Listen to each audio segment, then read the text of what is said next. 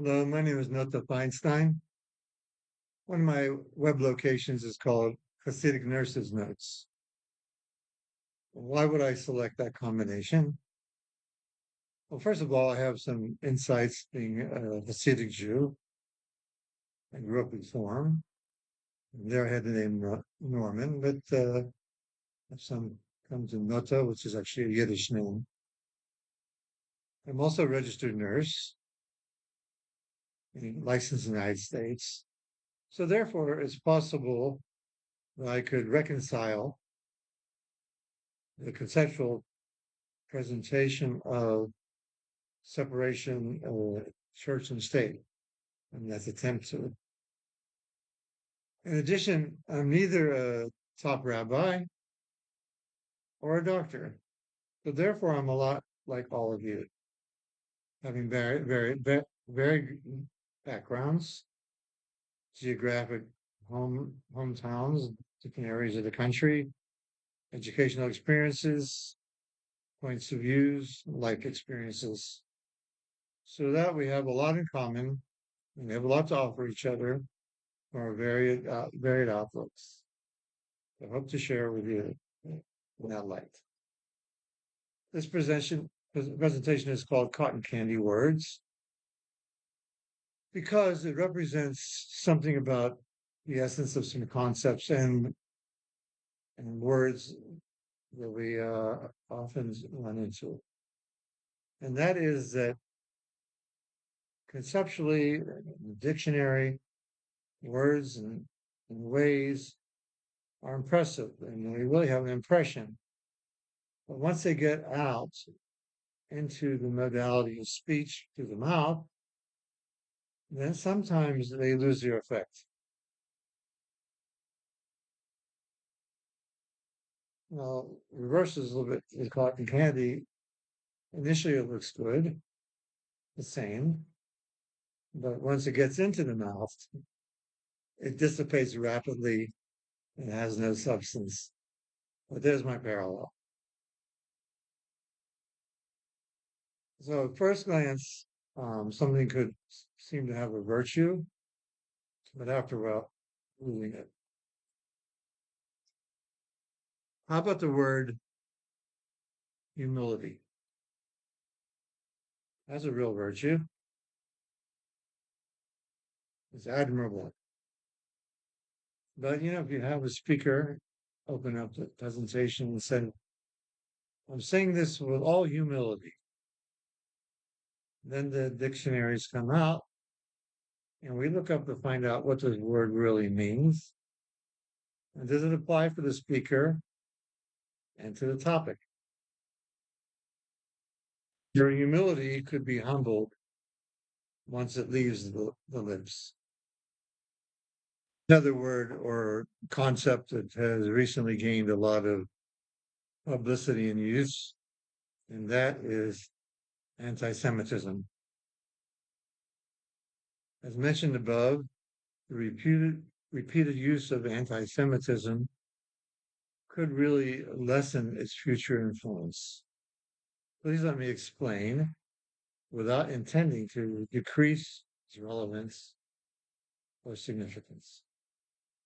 Anti-Semitism is well documented for thousands of years, but rarely has exploration of its details, descriptions, investigations, evaluations, public awareness, and political mechanics caused the prevention of the recurrence of anti-Semitism, or if it does recur, the rapid cessation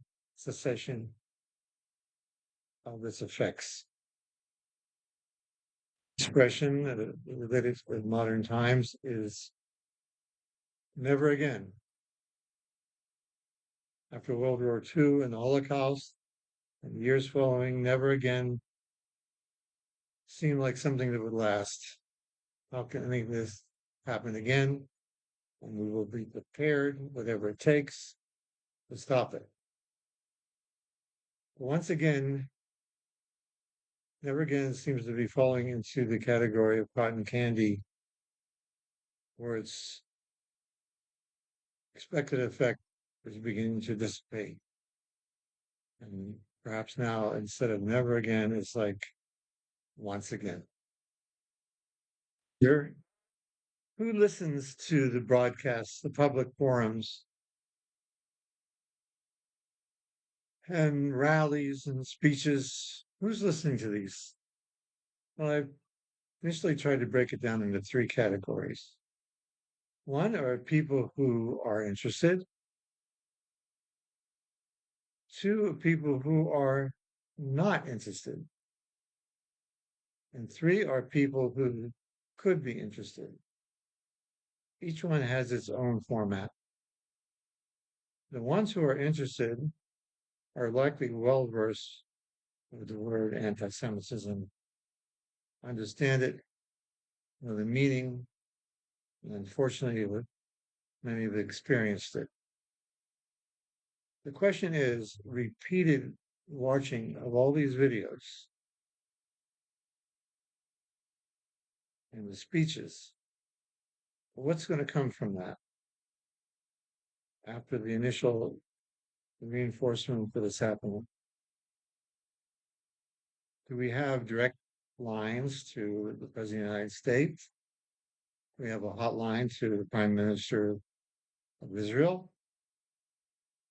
And similarly, are we connected with the Secretary General of the United Nations? So, yes, we need to be informed, but we have to be careful that the intensity and the energy may be better spent taking care of our own personal surroundings and family and neighborhoods.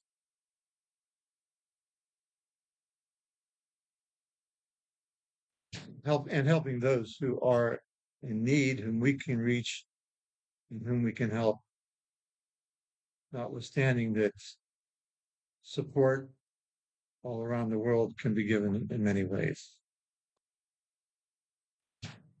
Not group that not interested are most likely people who support the acts of anti-Semitism and the concept. So it would be good if they would see the other hand, the other side of the story, and the truths, and the refutation of the lies. The chances are they won't be watching. Either they're somewhere else, or they'll be watching the social media.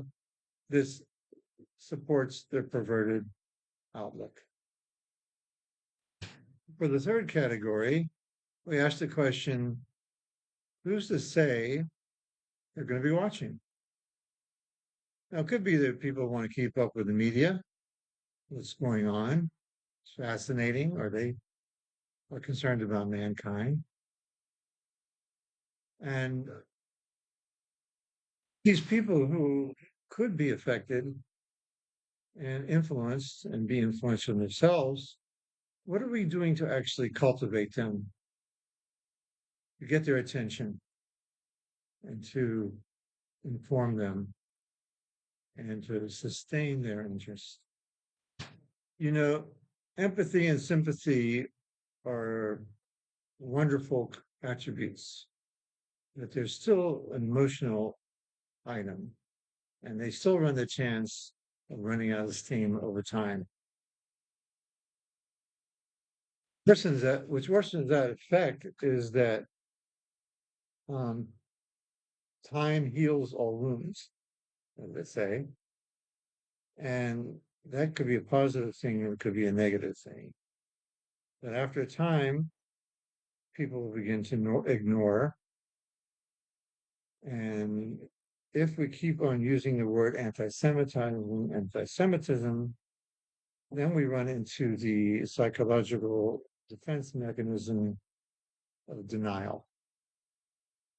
A person will ignore the fact, this happens in medicine often, that they feel pain, but they don't want to go to the emergency room because it can't be me, it can't happen. You don't want to find out if it is, and they have to go to therapy and treatment. And therefore, they don't seek diagnosis, care. It could save them a lot of troubles in the future. So only hearing anti-Semitism could lead a person to say, well, this is really a Jewish problem, not my problem. When in fact, anti-Semitism is everybody's problem.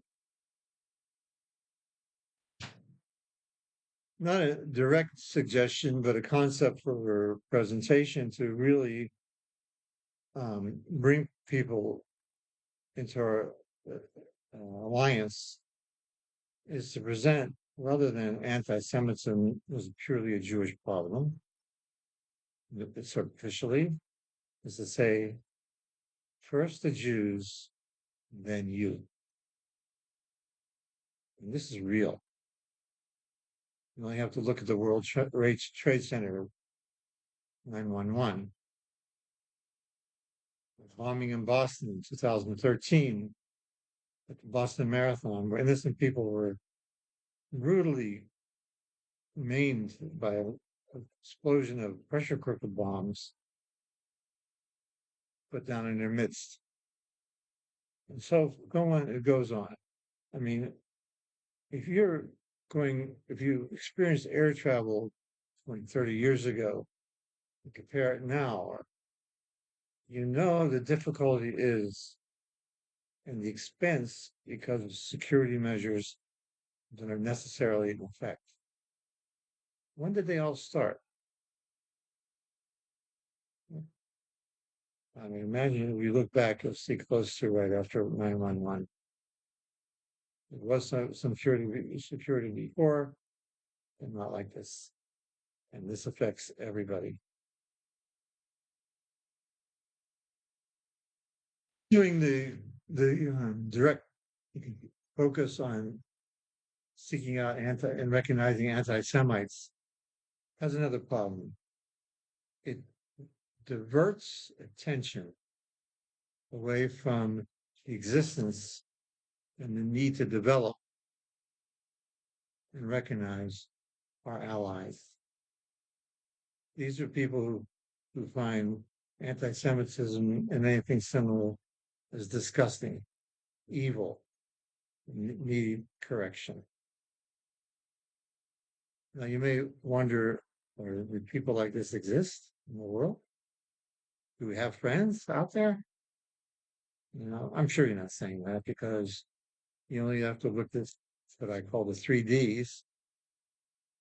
That's the first name of the President of the United States, first name of a well-known British journalist who's gone out of his way, even before October 7th, to stand by the Jews and stand by the truth of Israel and the existence of the Jewish people. And finally, not last really, but another D, is a doctor who's a famous psychologist from Texas, who himself is very well known in the media. He's done an extensive amount of work and research and speaking on behalf of the Jewish people in Israel. So these people exist. If you check the media, there's even more developing. We have to be conscious of that and cultivate their friendship.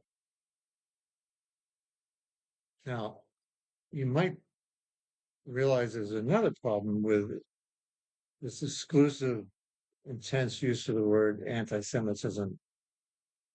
This is mirrored by a famous expression from a noted showman in the 20th century who said, I don't care what you say about me, just make sure you spell my name right.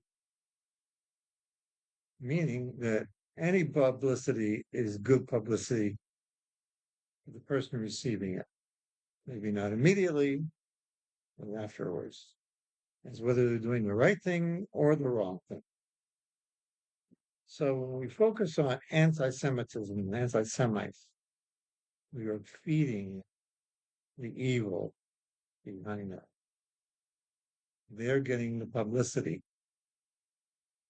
some people will go out of their way to get attention, even doing the negative. And this is personified by this. So the continued emphasis on anti-Semites and the back burner of our allies is counterproductive for us. Now you may wonder, well, Jews are supposed to be people apart. Are we to be befriending these people and working so closely with concepts, deep concepts? And there's reason for saying that. We have the situation called the mixed multitude or the era of Rav. These are the people who were in Egypt at the time the Jews were slaves. And they witnessed the miracles, miracle what God did for the Jewish people and it did to the Egyptians. The Jews left Egypt with great wealth.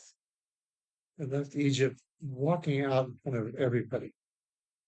They left Egypt with the king hastening their departure. This goes against nature. And this era of Rav, this mixed multitude, saw that they wanted to pick the winning team and get on the bandwagon. Moses agreed to let them convert, and he took them. Once in the desert, once on the way to Mount Sinai, once hearing more of the obligations of the Jews, because the Jews were taken out of Egypt not just to be freed, but to serve God, His Torah and commandments. So things got a little shaky. Tolerances were short. And the Arab Rav, mixed multitude, is given I don't want to say credit, but the blame for instigating the creation of the golden calf, which was a tremendous downfall for the Jewish people. So that may cause one to say we have to maintain our distance. On top of it, we are called a people to dwell alone. And that doesn't mean 100%. I mean, if you want to go that route, stop doing business with non-Jews. Don't buy from them and don't sell to them.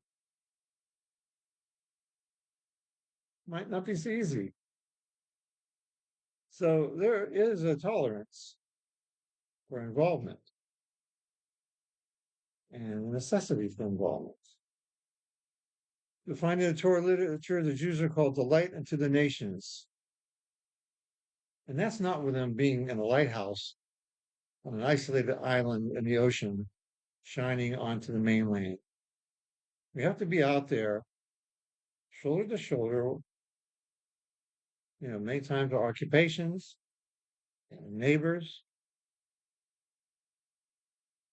and we have the opportunity to shine the light of God's will and develop their recognition of God, the God's ways, because also in Torah doctrine is what we call the 7 mitzvahs, the 7 commandments of the children of Noah, the Noahide code, where we are commanded to give this Torah concept, the original concept, present it, help develop it. And they're not going to get it from books and videos exclusively. They need a personal touch. They need people who know what they're talking about. Because it's in the media, Orthodox rabbis will tell you, the people from other backgrounds are looking to God and they're looking to Jews to find out what Judaism has for them. And it's not conversion as the first front line. Conversion is not encouraged. It's not a mitzvah to convert people. It can be done, there's pathways for it. But the primary focus for our interaction spiritually with the non-Jewish nations is the seven laws of the children of Noah. So with that in mind, that we have to develop this relationship, cultivate it, because if we don't, where are they going to get the information from? Well, who's going to get the information that they're receiving on the media and filter it for them and put it in perspective? And don't think that if we ignore them, well, they just go to atheism, which could be worse. No, these are people who recognize God is in the world. And through their diligence, they recognize that the Jewish Torah has the information for taking God, His guidance.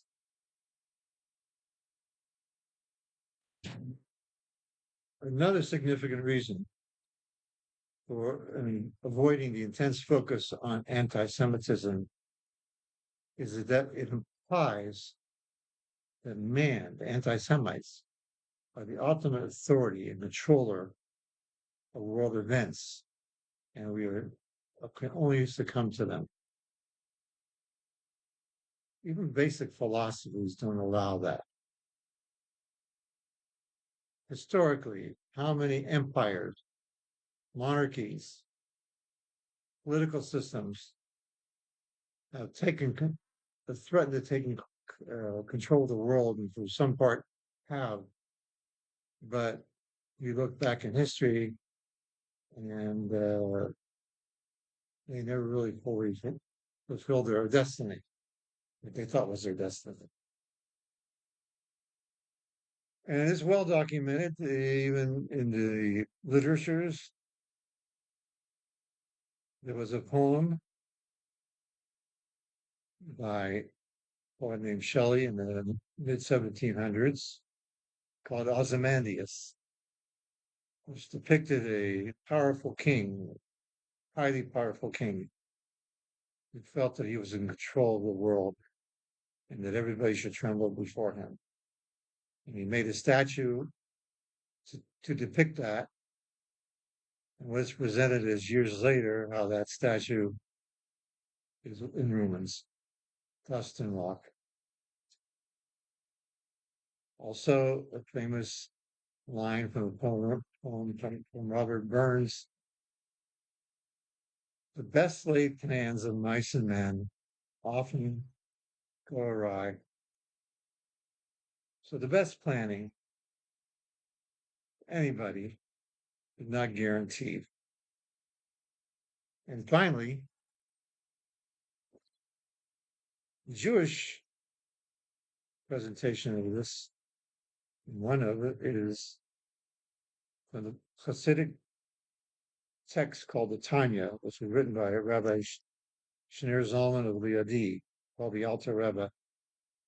And this is in the very late 1800s. And if you have that book, it's in the fourth book of the book. It has 4 sections in the 25th chapter, and it goes at length describing the misjudgment of mankind, of getting angry when they are faced with an insult, whether damages physically, financial, character. If they get angry with it, they are denying the involvement of God. So you may say, well, I'm supposed to take it. No, you can protect yourself. It's self-defense. If it's already occurred, you have courts of justice. And not only that, person can, be approached out of court. Person is saying, you realize what you did to me? What you said to me? And possibly you can work it out yourselves. So there's a way to resolve these things. But anger is not in the format. We believe that there is no place devoid of God. God is everywhere. Everything's within God. And not only that, God controls the world. You know, divine providence, you've heard that. So everything's in the hand of heaven. So what's for man? In the hands of man is the opportunity to deal properly with what's in front of him, what his experience, what he has to deal with. And that comes from recognizing the ways of God. And God has intent in the world, is involved in the world, and how to deal with these things according to God's ways. And again, this comes from the study of Torah and for performance of mitzvahs. Hi, welcome back. It's Nata. I'm going to try to finish up the earlier lecture I started today. And this focuses on, finally, what are we doing about prevention of anti-Semitism? Prevention is perhaps like the key thrust in the healthcare industry. Uh, no doubt it's for the benefit of the patient to catch things early, maintain health, public health, and avoid, serious complications and treatments and surgeries. And not only healthcare, but preventative maintenance in industry. So prevention is less dynamic, less romantic, but is really the most essential part of the healthcare system. And what about anti-Semitism? What are we doing to prevent it? Are armies the answer?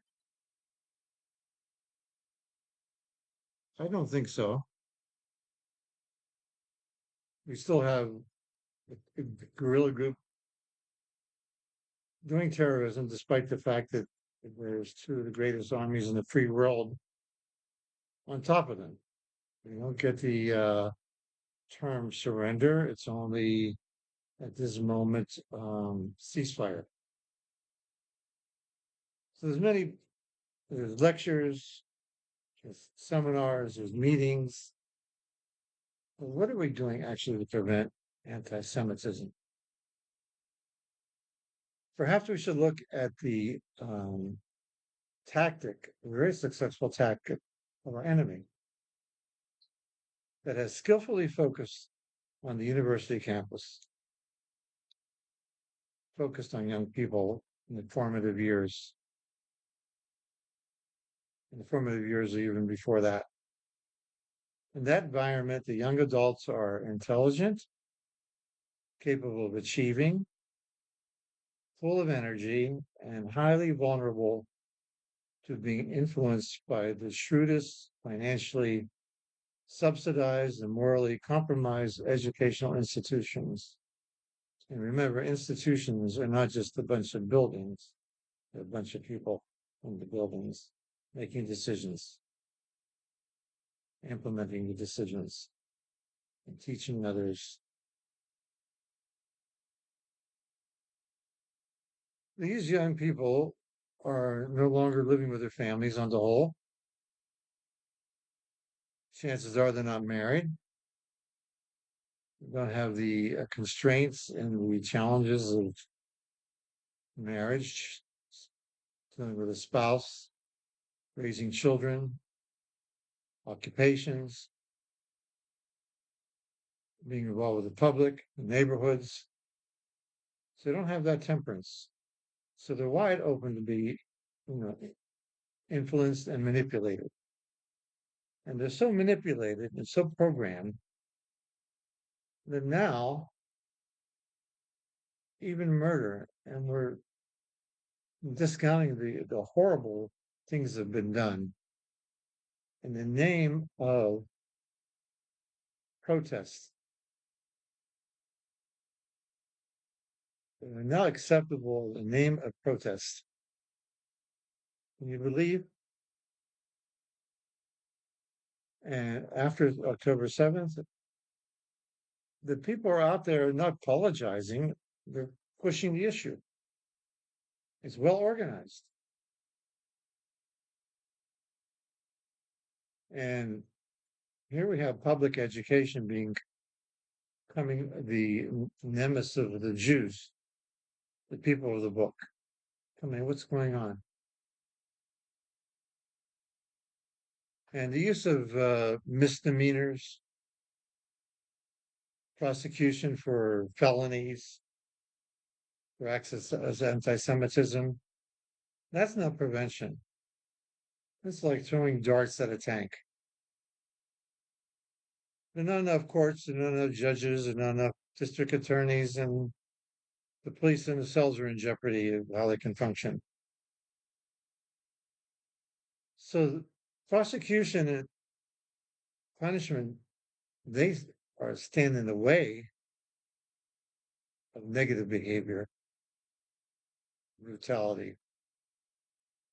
They suppress it, but they don't cure it. They don't get rid of it, nullify it totally. And not only that, divert the people who are involved into a constructive way. Education has to be rewritten from grades K to 12 and beyond. Terrorist leaders in the early 2000s were boasting how they're going to raise a new generation in their lands the way they want them to be raised and to believe. And it looks like they succeeded. It's 22 years later, not more. It's observable globally. No one's safe. Look at Europe now. Tables are turned on them. Look at our country. The senseless murders in schools, shopping centers, clubs, churches, one after the other. Now, Jews are often at the forefront of this. And one aspect of it is that the Jews have the resources of a group dynamics, to recognize and know how to deal with much of this hate crimes. And they have the tools and their background and history to promote truth, peace, and justice for all people. And that concept is in Jewish education. You find it in the Talmud. In details, it's a tractate called Pirkei Avos, Ethics of the Fathers. First chapter, 18, called Mishnah. So it's time for us Jews to recognize our historic Jewish assets and demonstrate that the voice of Yaakov, Jacob, one of our primary predecessors, can and will overcome the hand of Esau, our primary nemesis. And for the Noahides listening, I want you to realize you may be the most influential group to bring us Jews back to Torah and mitzvahs. What do you think goes through their mind when they run into people like you who, from different backgrounds, have done their own research and decide they want to come close to God and God's ways as depicted through Judaism, Noahide codes? So I thank you for your efforts, and I reinforce them, and hope to continue this soon. Thank you.